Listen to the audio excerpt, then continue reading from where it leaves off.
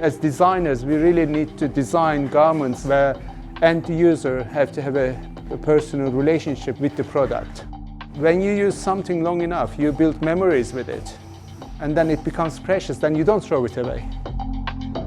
My name is Han Ateş. I'm the founder of Black Orstein Ateliers. We are a very small workshop where we make sustainable garments.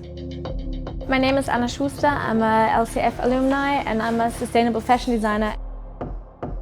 I really wanted to do my research residency in this place because you have the whole process under one roof. I'm going to evaluate the technology, analyze different ways how to make a wash lab and an innovation lab.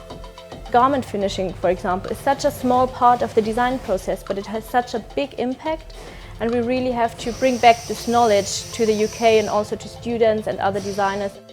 We believe in transferring know-how to other makers, open door policy to everybody, and that's connectivity is very important for the creativity as well.